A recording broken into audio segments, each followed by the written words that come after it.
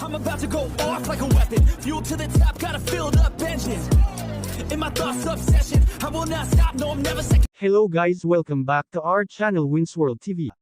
So official na nga ang pagsuspendi ng JBC dito kay former 3 World Division Champion Cuadro Alas Angas ng Pinas Jonriel Casimero. 2 days pagkatapos ng kanyang laban kontra Saul Sanchez ay official na nga naglabas ang Japan Boxing Commission, na sinususpendi nila ng 1 taon itong si Jonriel Casimero, ayon sa kanilang rule sa Japan Boxing Commission. Ayon sa JBC, JBC have already suspended Casimero for 1 year, due to his overweight. As you know, this rule is our JBC rule, so he is not available to fight in Japan for 1 year. Ngunit ganun pa man ay pwede naman lumaban sa ibang boxing venue tulad ng Saudi Arabia at sa ibang pang lugar. Ano kayo? Bukit, upaw, durog yakap po si Saul Sanchez. Papaw, ang pangit mo. Ano na, pau salute. At yung mga hater ni Cuadro Alas, nasan na kayo ngayon? Ano ang sinasabi namin? Wala kayong katiwa-tiwala sa dugong Pinoy. Sa mga haters naman ni Jonriel Casimero, ay puro mali ang mga sinasabi ninyo na isang mahina na nilalang itong si Cuadro Alas Jonriel Casimero. Siguro kita nyo naman sa laban niya kontra Saul Sanchez kung gaano ito kalakas. Sanchez no pressa. Casimero no hinari ga hinuhita. Dagdag pa sa ating mga balita, solid supporter at isa sa matalik na kaibigan ni Cuadro Alas na si Bad Aratiles, ay todo hiyaw, paghanga at papuri sa napakagandang galawan ni Jonriel Casimero sa ibabaw ng boxing ring kontra Saul Sanchez. Dagdag pa niya ay pinuna niya nga rito ang mga bashers ni Jonriel Casimero. Ayon sa kanya ay nasaan na kayo at sabay nang gigigil ang reaksyon nito. Isa na rito sa kanyang inaasar ay itong si Pau Salud. At sa mga haters ni Cuadro Alas Jonriel Casimero, sabi ni Bad Aratiles ay nasaan na kayo? Wala na, knockout na rin kayo. Yun, ano kayo? Bukit, ano kayo? Hayop. Durog, upaw, durog yakap po si Saul Sanchez. Papaw, ang pangit mo. Ano pang sinasabi nyo na magandang papakita? Ngayon, matatakot lalo si Inuwi niyan. Ano na, pau salute. At yung mga hater ni Cuadro Alas, nasan na kayo ngayon? Ano ang sinasabi namin? Wala kayong katiwa-tiwala sa dugong Pinoy na nalalay tayo sa ating lahat. Asan na kayo? Bagsak, first round, knockout. Knockout. Hater kayo, nasan na kayo? Wala na. Knockout na rin kayo. Pag may naniwala pa sa inyo ng mga boxing fans, ewan ko na lang kung gaano kabubugok yung mga yan. Talagang gigil na gigil kami dahil sa mga ginawa nyo kay Cuadro Alas. Next laban ko, hopefully soon, lalaban na sa akin yung mga big fight, 50 sa akin. Now you know it, come on. Sanchez no pressa.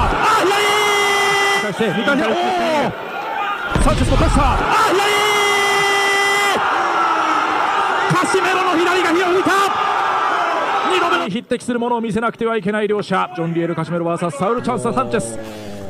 10回戦が始まりました。まずは第1ラウンド、カシメロのコンディションも心配されるんですけれども、さあ、いきなりいった、ぐらついた、しかし右を入れた、手をついたかどうだ、ダウンです。チェスもいいカウンターあったんですけどね、勝った後に。いや、さすがカシメロ、こういう曲ありますね。いきなりだ、まだ30秒経っていません。まずはダウンを奪ったのはジョンリエル・カシメロ。なんとかちょっと手を思わずついてしまったというようなことになりましたサンチェス。ただカシメロはかなりかかっています。サンチェスの方はランキング、世界ランキング入りはしているんですけれども、こちらはバンタム級でのランキング入りということで、階級で言いますと岩瀬さん重いんですよね。この辺りはまたこちらのコンディションもどうかというのが気になります。いや、しかしカシメロの方はキレありますね。やはり序盤強いですね、カシメロ。いきなりダウンが奪われました。ただそこからサンチェスの方もいいパンチを返しました。ちょっとこれは目が離せません。なっちゃう。ジャブ、ここで左のフック。これサンチェスこれ得意なんですよ。もうためを作らずに左フックうまく打ち込めるんですよね。今度はボディに打ち込んでいくカシメロ、少しフェイントを入れましたサンチェス、そこに対して2回目、サンチェスのプレッシャー、カシメロの左が火を吹いた、2度目のダウン、サンチェス立ち上がれるか、うなずいた、立ち上がりました、残りは1分、さあカシメロが来るか、仕留めに来る、サンチェスしのげるか、攻勢一方か、いや返す、いいですね。返している、そこに打ち込んでいくサンチェス、いやカシメロが集めていく、左が入った、ちょっとサンチェス力ないですね。ただタイミング合ってますよ、左フック。右から残りは40秒、少し落ち着くか、いやまだ効いている、今のクリンチャーサンチェスうまかったですね。2度目のダウンは思いっきり効かされました、残りは30秒、左を返した、合わせにいってますね。カシメロがまた来た、ポーランドどうでしょう、しのげるか、止めた。Dumako naman tayo sa iba pang mga balita. So ayon sa ating napag-alaman ay nagtamo daw itong si Saul Sanchez ng matinding pinsala, na kung saan ay mailan ulit daw ito nahilo, pagkatapos ng kanilang laban sa ating kababayan na si former 3 World Division Champion Cuadro Alas Angas ng Pinas John Riel Casimero, na ginanap ngayong araw October 13, 2024 sa bansang Japan. Dahil sa pangyayaring ito ay aktong nasasaksihan ng ilang fans at Team Sanchez ang pangyayaring ito at para na rin ito sa kaligtasan ni Saul Sanchez, ay nagsalang ito sa iba't ibang mga test para masiguro na ito ay ligtas. Dahil napakadelikado sa isang boksingero ang mahilo lalong-lalo nakakatapos lang ng laban niya sa former 3 World Division Champion Cuadro Alas Angas ng Pinas John Riel Casimero. Dahil sa pangyayaring ito ay inaasahan na rin ng mga boxing expert dahil halos solid ang tama ni Saul Sanchez kontra John Riel Casimero, magmula sa umpisa ng round 1, hanggang sa kalagitnaan nito ay puro solid ang natatanggap niyang suntok dito. Sanchez のプレッシャー、返して2回目、サンチェスのプレッシャー、カシメロの左が火を吹く。 Kaya hindi rin ito katakataka na maapektuhan ang kanyang utak at maalog ito dahil sa sobrang lakas ng impact ng suntok ni former 3 World Division Champion Cuadro Alas Angas ng Pinas John Riel Casimero. At isa sa mga sintomas nito ay ang pagkahilo. Ang pinsala sa utak ay isang napakalaking alalahanin sa isang combat sport tulad ng boxing, kung saan ang mga boksingero ay nasusuntok ng todo sa mukha. Si Saul Sanchez na nagkaroon ng pinsala sa laban kontra John Riel Casimero, ay under observation pa hanggang sa ngayon.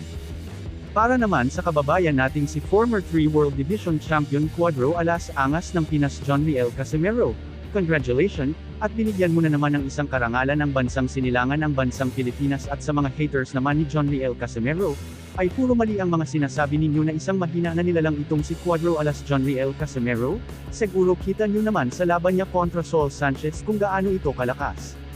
At sa mga solid Casimero fanatics at solid Casimero supporters, congratulations, God bless us.